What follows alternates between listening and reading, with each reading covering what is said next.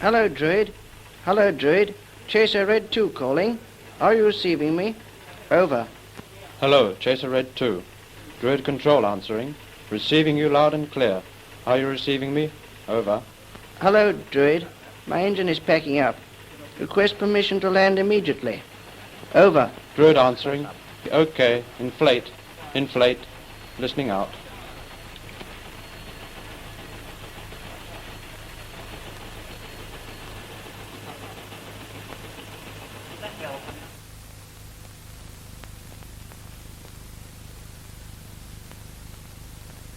I really don't know whether it's worth it. As soon as I've repaired one shed, I have to start on another. Excuse me, Father.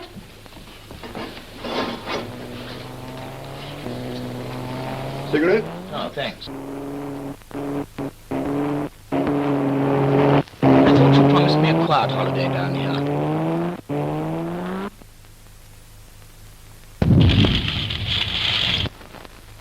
Crashed.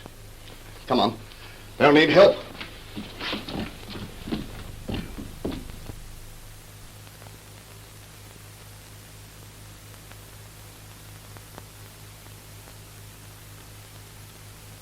There it is. It's over there. Mind that ditch. Be careful, miss. I'm all right.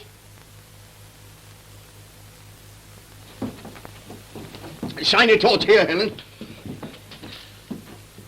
Anyone know how to get this damn thing open? I think you push it. No, it won't budge. Here, you try. Look, pull it, pull it. Now take it easy. There should be a catch or something of the sort. Oh, look, he's unconscious. There's blood. Don't worry, miss. We'll get him out in 2 shakes.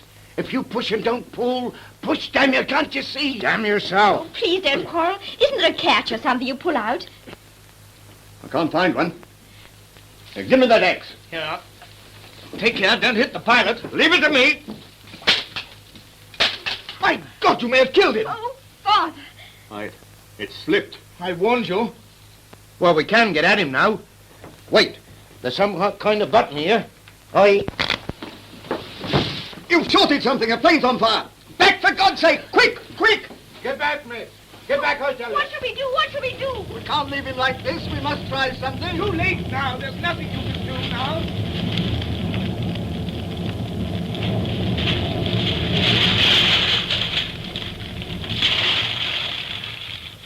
If only we'd known how to get him out. If only we'd known. 3 wanted. Good shot, sir. Yes. If we'd only known how. Yes, that's true. Tough luck on that chap, having no one around who knew. It's 2 months ago now, and I still can't go through a night without dreaming about it. That plane on fire, and we... If only I hadn't used that axe. Oh, there's nothing wrong with using the axe. That was quite sensible. It was the way you used it. I suppose I was really to blame if I hadn't started pushing things about. No, neither was it your fault that you happened to find a button of some kind around and in the excitement pressed it. It was just unfortunate. You know, it's far better to leave any mechanism alone till you're quite certain what it is. It's worrying. It's terrible to think of another plane crashing round here while we... Couldn't you tell us how to set about a rescue in a proper way? Yes, I'd be very pleased to. I think I can give you a pretty good idea if you can spare the time. We can certainly do that. Well, suppose we start with the type that crashed on your farm. Let's see, a Spitfire, wasn't it? Yes. I'll try to give you the routine in the form of what one might term a drill. Suppose we imagine a demonstration on an undamaged plane. On arrival, the rescuer should take up a position on the port or left-hand side of the machine. Frequently, the hood covering the cockpit has just been thrown back by the pilot himself just before crashing. But if that has not been done, it is necessary to press the small button which is on the pilot's side of the rear vision mirror. Then slide the hood back. This might need considerable force. By chance, however, the hood, through some misfortune, may have become jammed. It will then be necessary, by means of any handy instrument, to break a hole in the perspex, and this should be done through the forward top of the hood. It is worth remembering that the special type of glass, or perspex, as it is called, in use on planes, has, when broken, very ragged edges, capable of inflicting severe cuts. Always, therefore, when breaking in, make a fairly large hole, so that a hand and arm can be introduced without danger of injury. When the hole is made, push the hand through and pull firmly on the jettison release, which will be found at the front of the sliding hood. The entire hood can then be lifted free and thrown aside. This may also prove impossible, in which case entry must be forced. The small door on the side of the cockpit can then be opened by pushing down on the lever inside the door. Should it be found impossible to open the door, a small crowbar will be discovered attached to the inside. This can be used to prise the door open and can also be used effectively on any other obstruction which may be encountered. It is first necessary to release the pilot from his safety harness and then from his parachute harness. Taking the safety harness first of all, this consists of webbing approximately over the pilot's stomach. The release consists of a spring pin inserted through a hole in a projecting stud, which merely has to be withdrawn. The harness falls away. Then comes the parachute harness release. This takes the form of a disc, again approximately over the pilot's stomach, which must be rotated fully in a clockwise direction. It is then given a smart knock towards the pilot's body, which releases the harness, and the straps fall away. The dinghy on which the pilot sits is attached by tape and dog-lead clip to the pilot's main-west. This will be found on the pilot's waist on his right-hand side and must be detached. It is easy to see how the harness, combined with the weight and bulk of the parachute and dinghy, must seriously hinder rescue.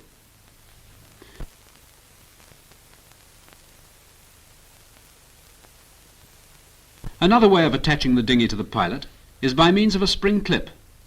The spring barrel, not the lead itself, is shifted outwards.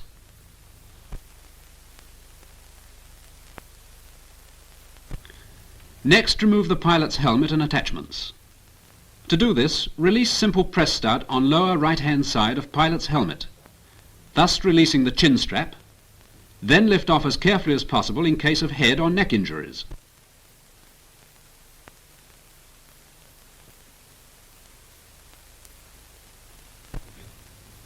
It is vital to see that the pilot's legs and feet are free. If not, the obstructing parts must be moved, and in such a way as to avoid injury to the pilot. It should then be possible to lift the pilot out of the cockpit, which can more easily be accomplished by straddling the fuselage and lifting him out, holding him under the armpits. If available, another helper should guide the legs and take the weight. The lifting should be done as gently as circumstances allow. Always presume injuries, should the pilot be unconscious and unable to advise on his own condition. If the aircraft is lying on its back...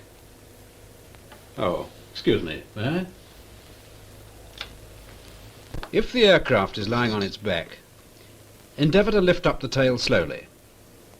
It is then necessary for someone to crawl underneath and open the cockpit hood, as described previously. Now, since the pilot is hanging in his safety harness upside down, very great care must be taken when pulling out the release pin so that he doesn't drop on his head. By the way, it's quite useless to try and lift this type of aircraft by one of the wings. When free of the cockpit, carry him to a safe distance from the plane. If no house or shelter is close to hand, lay him down and keep him as dry and warm as possible with coats or anything else that may be available.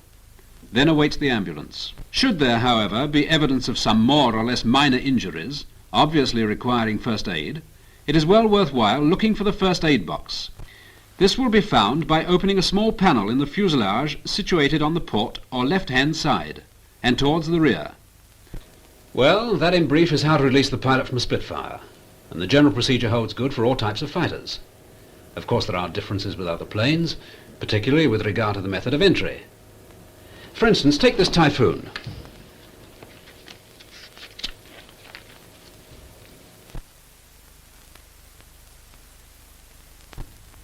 Approach should be made on the starboard or right-hand side of plane.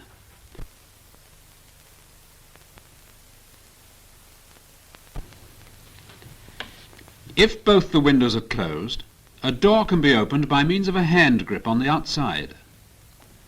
If the window is down, the door latch can be released by means of a red lever situated immediately above and behind the pilot's head.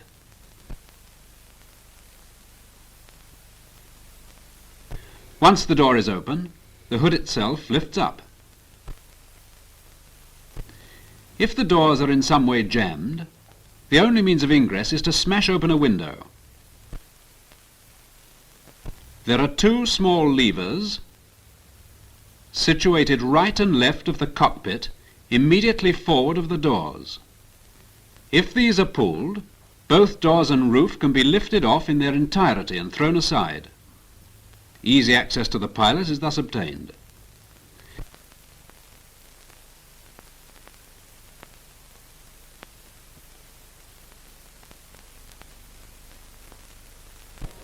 Now again, let's consider this Beaufighter.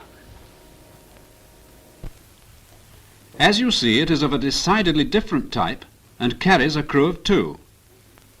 The normal entry in this case is from below, but it is rare indeed for this to be accessible when the plane is crashed.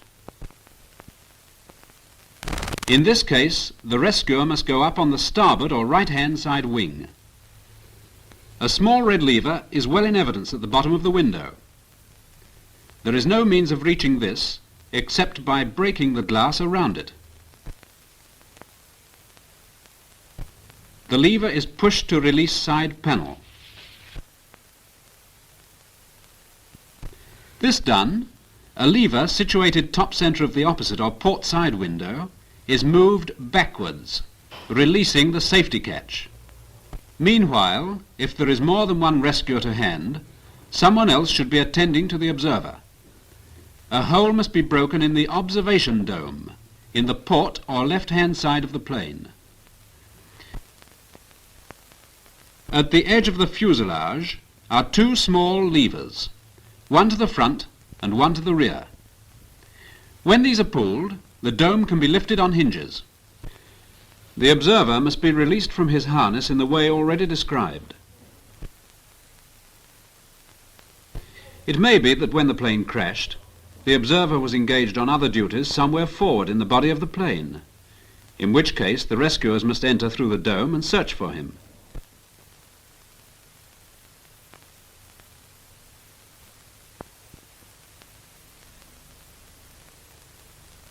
So you see, there are certain differences to be contended with depending on the type of aircraft that may have crashed. But to a great extent, and once the principles of rescue procedure are understood, common sense and a cool head will get over most of the difficulties, such as finding a means of entry to the aircraft. Well, I hope I've made myself pretty clearly understood. Thanks, that'll help a lot. We shan't feel so useless another time. Do you think there's anything else you ought to tell us? Not tonight, he won't. It's after time now. Come along, gentlemen, please. Well, that's that. I hope these tips will be useful to you if you ever need them. We're very grateful for them. Come along now, please. Well, for the time being, cheerio. And please remember what I've told you. Then perhaps one day you'll save my life. You never know.